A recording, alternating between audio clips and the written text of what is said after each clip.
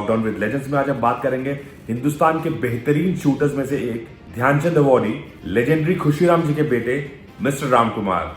कैसे हैं आप और कैसा रहा आपका लॉकडाउन?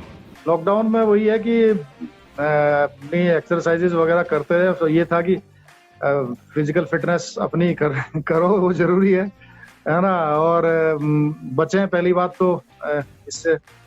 और कुछ थोड़ा सा ये वीडियो देखते रहते हैं, गेम के देख लिए। बाकी फिर 23 अप्रैल से तो रेगुलर ऑफिस हमारा चल ही रहा है। सो लॉकडाउन में आप सिंगर भी बन गए, गोल्फर भी बन गए, बड़ी नई नई चीजें की आपने। कुछ जो है ना इस पे गाने शुरू किए थे थोड़े बहुत, है ना। वो भी एक मतलब ऐसा है कि हॉबी है, थोड़ी बहुत डेवलप हो गई है।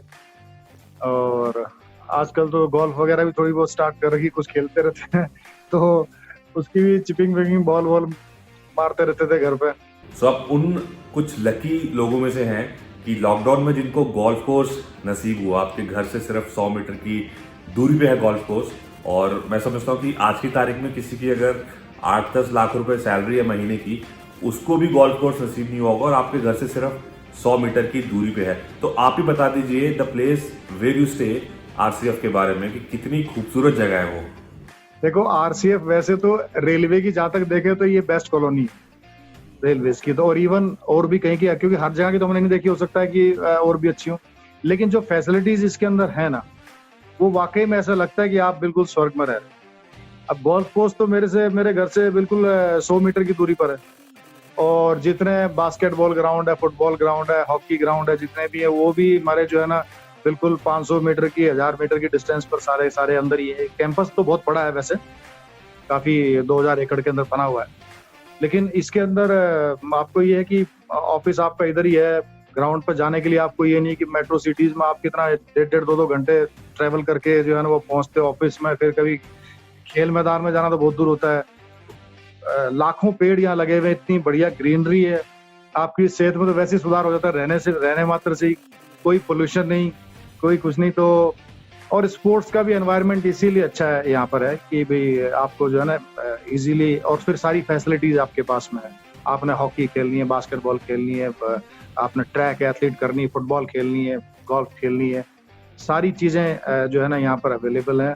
और आप देखें तो फरवरी मार्च के महीने में तो बहुत ही सुंदर लगता है ये, बिल्कुल ऐसे वृंदावन गार्डन की तरह। क्योंकि फूल वूल लोगों घरों में भी वैसे बहुत लगाते हैं और बाहर आउटसाइड में भी बहुत लगाते हैं। एक्चुअली मुझे लगता है कि इंडियन रेलवेज को ना प्रमोट करना चाहिए आरसीएफ को। उसके बारे में बताना चाहिए कि यहाँ पर गोल्फ कोर्स भी है, ट्रैक भी है, स्विमिंग पूल भी है और अपने आप में एक अलग ही सिटी है ये, और स्पोर्ट्स सिटी कहेंगे इसको। और जो भी इंडियन रेलवेज में आएगा वो अगर इन फैसिलिटीज को देख ले तो वो वापस नहीं जाने वाला। तो आपने इंडियन रेलवेज कब और कैसे ज्वाइन किया? रेलवेज मैंने 1987 में ज्वाइन की थी। उससे पहले मैंने इनकम टैक्स 1983 में ज्वाइन की सबसे पहले। और वहीं से फिर 1985 में मैं इसी में इंडियन टीम में आ ही गया था। और 87 में मुझे रेलवे से ऑफर आया था, तो रेलवे 87 में ज्वाइन करी है। उसके बाद मुझे जो है ना 87 में जब रेलवे ज्वाइन कर रही थी, मैसूर में नेशनल हम लोग खेलने गए थे, पहला ही नेशनल भी था। तो उधर भी उस टाइम आईओबी से भी ऑफर था और बैंक से भी था। लेकिन नहीं गए वहां पे। इनकम टैक्स छोड़ने का भी मेरा कारण ये था कि भी वहां पर जो है ना पहले जो हमारे एक इनकम टैक्स ऑफिसर थे, वो पुराने बास्केटबॉल प्लेयर रह चुके थे, श्री मोहनलाल पारिक जी। तो उन्होंने ही टीम वहां पे बनाई थी। और बाद में क्या हुआ कि उनका ट्रांसफर हो गया था। बाद वैसी सिचुएशन रही नहीं, टीम में भी सब टूटने लगी। तो जो है ना मेरा ये था कि भी स्पोर्ट्स और मेरे को गेम में जो है ना वो गेम खेलना है, जहां मुझे मिलेगा मैं उधर ही जाऊंगा। उस टाइम रेलवे से फिर ऑफर आ भी गया था, तो मैंने रेलवे जो है ना ज्वाइन कर ली। काफी लोगों ने कहा भी था कि इनकम टैक्स जैसे डिपार्टमेंट को तुम क्यों छोड़ रहे हो। हालांकि तो वहां पे भी होता तो अभी तो काफी अच्छी पोजीशन होती, क्योंकि मेरे साथ में जो लोग थे वो अभी बढ़िया पोजीशन के ऊपर है। बट मेरे को गेम से लगाव था, इसलिए जो है ना रेलवे में आ गया। तो इसलिए मैं रेलवे में फिर कंटिन्यू, फिर 87 से मैं लगातार इसमें रेलवेज में। 1987, 97, 2000 लगभग 33 ईयर्स आपको हो गए, 33 साल हो गए हैं आपको इंडियन रेलवेज में। काफी कम उम्र में आपने रेलवेज ज्वाइन कर लिया था।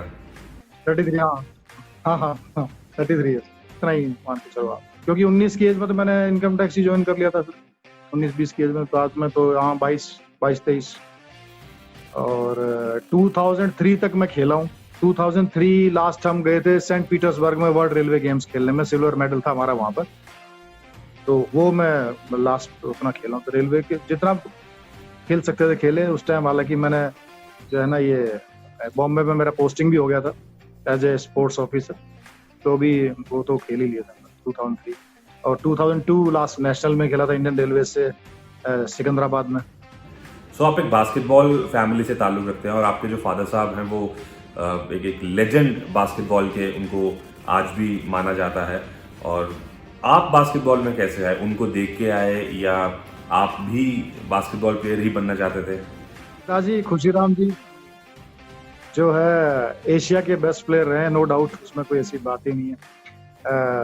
और उनको देख देख करके ही बस छोटेपन से ही जो है ना वो जाते थे ग्राउंड पर देखने के लिए, देखते रहते थे। तो बास्केटबॉल में इंटरेस्ट डेवलप हो गया कि भाई ये खिलाड़ी बनना है। और वैसे भी थोड़ा ये होता ही है जेनेटिकली, मान के चलो। तो ये जो खेलता है उसका बच्चा खिलाड़ी बनता है ना। दूसरे जो एक्टर हैं उनके भी ऐसे आपने देखे हैं। अब तो खैर वो धीरे धीरे ये चीजें चेंज हो रही हैं, बट पहले इस तरह का था ही कि भी जो है ना मुझे तभी इंटरेस्ट उसमें बास्केटबॉल में। आपका बर्थ किधर हुआ था और कैसा था उस टाइम पे बास्केटबॉल का माहौल?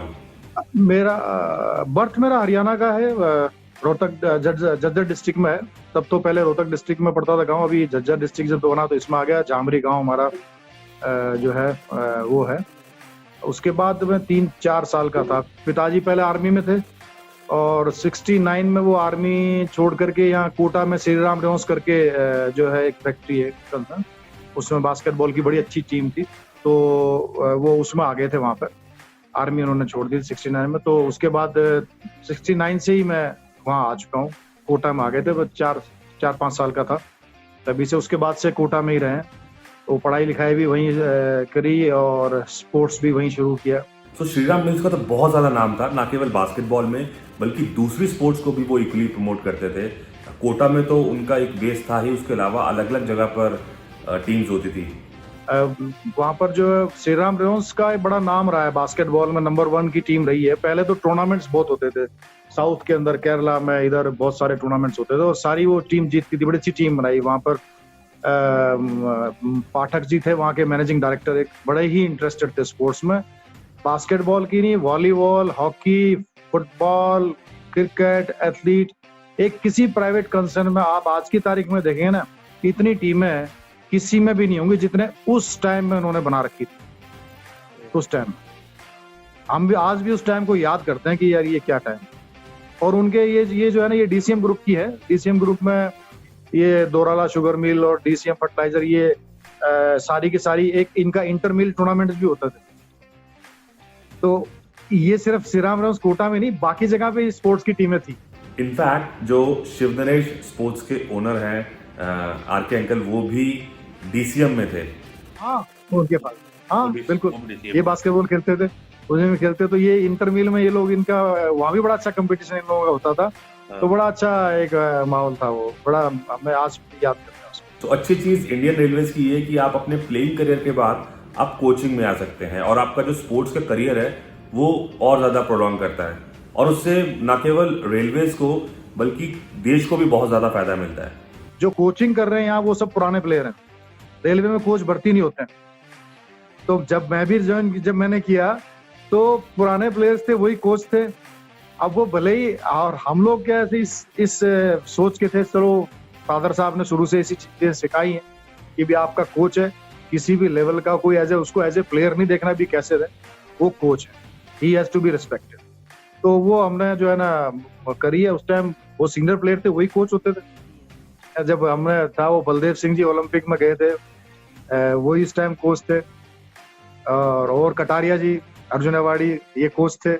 इंडियन रेलवेज के लिए एज ए प्लेयर आपने कितने टाइटल जीते? आपने 1987 में ज्वाइन किया था और 2003 तक आप खेले, तो कितने आपने टाइटल जीते as a player Indian Railways के लिए? उसके अंदर 7 तो गोल्ड मेडल ही है उस टाइम। देखो ऐसा होता है कि रेलवेज में टीमें, चाहे भले रेलवे भी अप डाउन तो होता ही है। एक बारी जो है ना कभी टीम अच्छी बन जाती है, बाद में प्लेयर छोड़ ओढ़ के चले गए तो फिर जो है ना वो थोड़ा सा डाउन आती है, फिर प्लेयर फिर आगे भर्ती हो गए तो फिर जो है ना टीम अच्छी होती जाती है। लेकिन वो एक स्पेल था कि हमने कंटिन्यू जो है ना 87 से लगातार जो है ना वो नेशनल चैंपियनशिप जीती, 6 कंटिन्यू जीती। फिर एक में हम लोग बेंगलोर में उसमें ब्रॉन्ज मेडल था, उसके बाद फिर नेक्स्ट केरला में हुई थी, उसको फिर जीत गए थे हम लोग। तो 7 तो गोल्ड मेडल हमने जीते। उसके बाद में फिर सिल्वर ब्रॉन्ज तो वही भाई कई बार आया है, टॉप टीमों में ही रही है रेलवे। मेडल तो इतने जीते हैं चलो वही।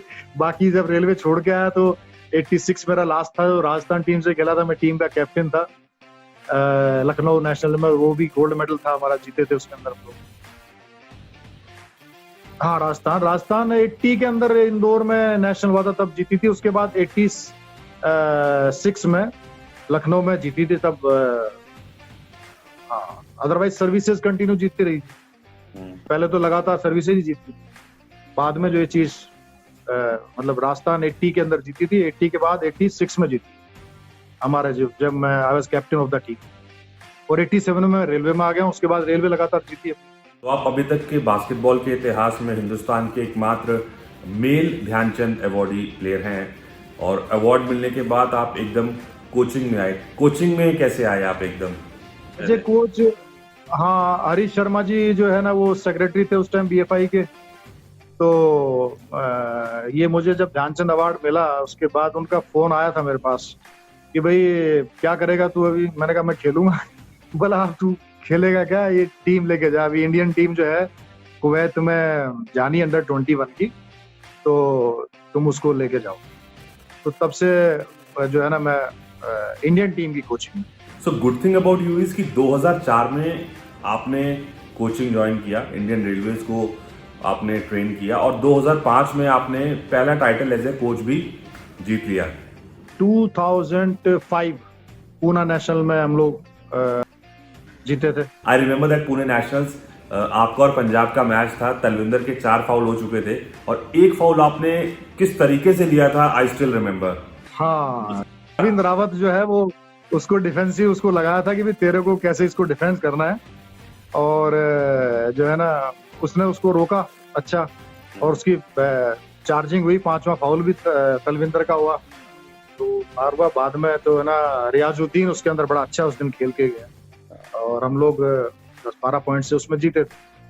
फिर बीच में पांडिचेरी में हमने ब्रॉन्ज जीता था, फिर लगातार इसमें सूरत के अंदर, दिल्ली, लुधियाना, ये फिर 3 लगातार गोल्ड मेडल जीते थे हमने।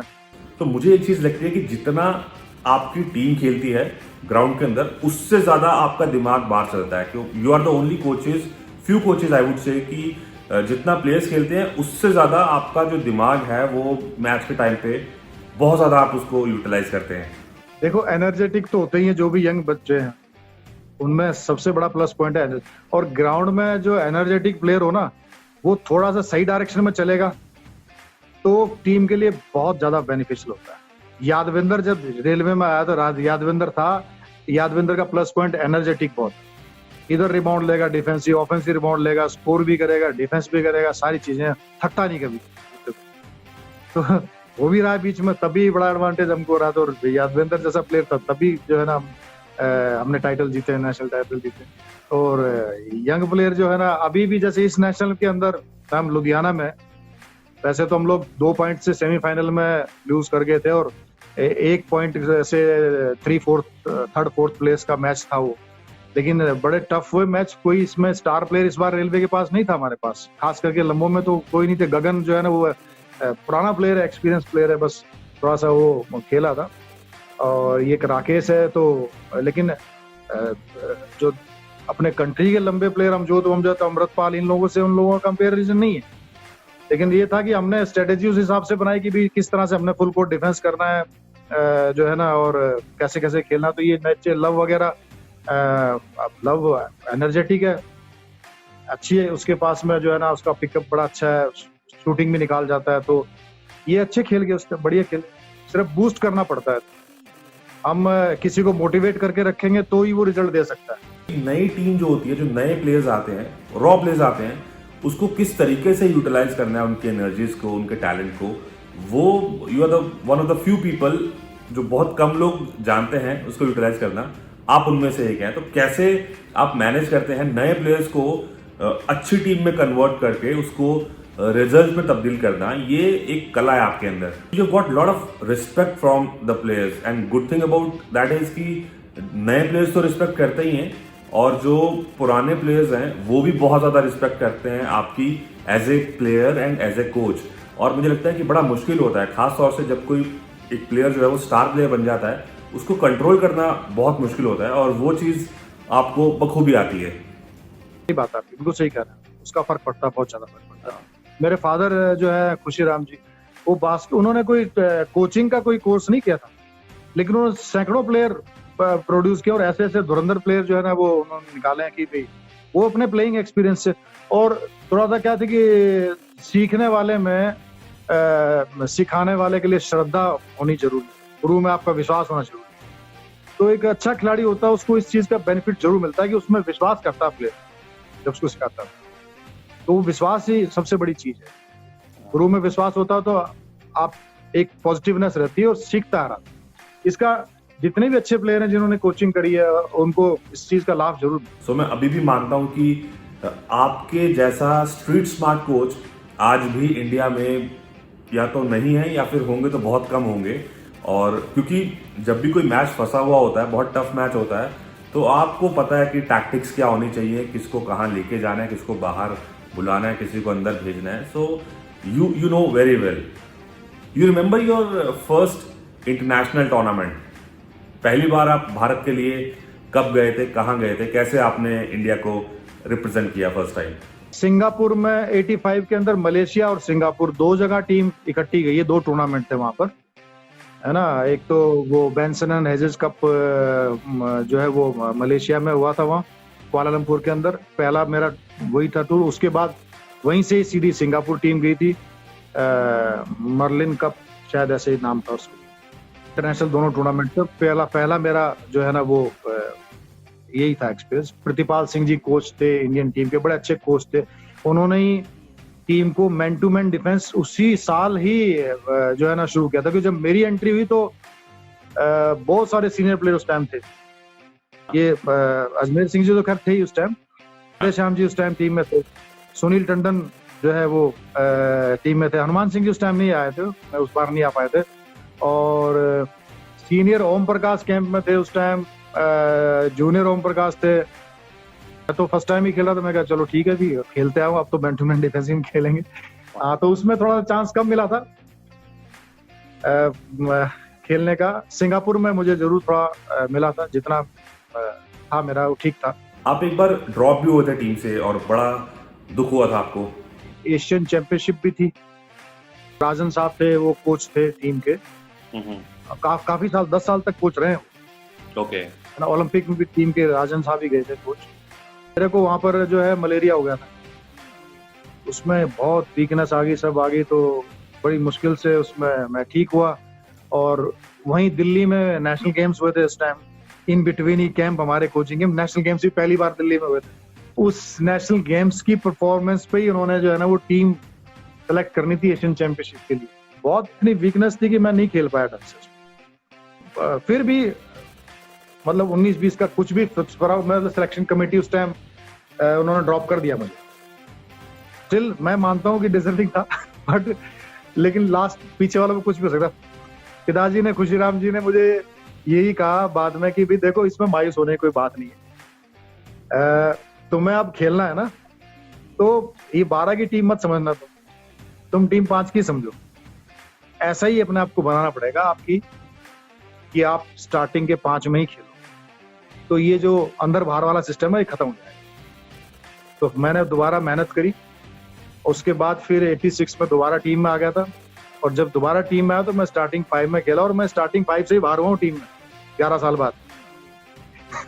बेंच पे नहीं बैठा, स्टार्टिंग 5 में ही रहा हूँ उस टाइम भी।